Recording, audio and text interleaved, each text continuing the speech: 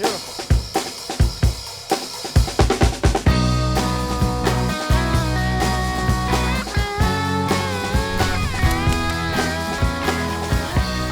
I'm Donald Link. Today we're in Austin, Texas at the Shades of Green Farm, where they raise chickens under the best living conditions possible. These free-range birds produce some of the most delicious chicken I've ever tasted. How long do they come out for? They're outside all day. Nothing was on this land when we first moved here, and we decided to try to farm. What were you doing before? I was a consultant and adult educator in early childhood education and out-of-school programming. Yes. Girlfriend, you can tell these birds do not have to compete for food because they're also spread out. When birds are hungry or frantic and food arrives, it's brutal. They'll push each other away, they'll peck each other out of the way. And see that nice strong beak? She gets to eat really well, and the rescued birds we have with half beaks, they struggle. Industrial farms, they cut their beaks off so they don't peck each other because they're in overcrowded conditions.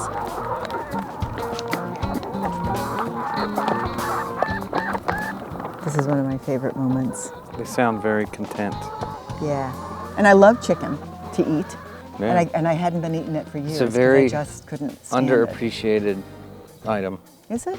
Oh, yeah. See, I think of chicken in a whole different way. I mean, I've been to France a few times, and there's one thing they do well in France, is chicken. I have a friend who lived in France, and she said, oh, you're going to raise chicken. Oh, wonderful, wonderful. I don't eat chicken since I came back to the States because I can't stand it.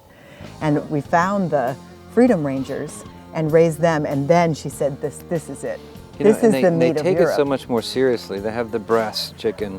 Oh my God, I had no idea chicken could taste like this. Yep. Our breed comes out of France and qualifies for the La Belle Rouge certification. Yeah. And it's that flavor thing. Chick, chick, chick, chick, chick, chick, chick, chick. Who untied my shoe? Where's the processor? Processing is a huge issue. Everywhere we go, it seems to be. It's just a gigantic issue, and it's one of the ways that industrial agriculture is trying to squeeze out competition. So we have tried 3 options, and none of them have turned out to be consistent. We have driven our broilers all the way up to Dallas, but it's a 3-hour drive. They were subjected to weather. I didn't like it. People now understand how bad it is. So right now, we're working on a portable processing truck. Once we've got the infrastructure around the water and the electricity and the septic, the sewage, we can start traveling around the state of Texas to make it legal at a state level. Come here. Squat down for me. Ah, there you go. You're not supposed to be outside this fence. You're supposed to be inside this fence. So are these layers? Yeah, these are young layers. They live up to 20 years. It's about having achieved something. So a hen that lays an egg. Oh, look what I did. Oh, I've been really, really busy.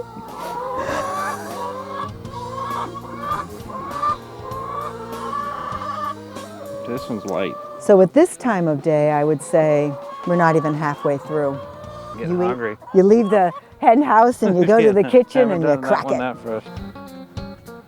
Now my way of thinking is, how do we get a local farmer to grow it this way? Right. So we don't have to fly it and we stay local, and then here's the guy at the farmer's market selling a few things, and then the restaurants can come along. So this guy's not scraping by anymore. Now he's like doing well. We would love to feel like we are the provider of meat and we know who receives our food. I love that. One of the really great indicators of quality of a piece of meat like this is what happens to the skin. The skin has a lot of flavor. It's got a lot of crispness to it. You hear that crunch? See the fat? It's cleaner. It's got that nice yellow look to it. No, it's not just all that. The skin is not just white. It's got a kind of yellowish fat. And look how moist the chicken is.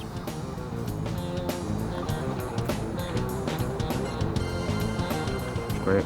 Let's grab a couple of eggs and head to my house to find out how to make a perfect omelet.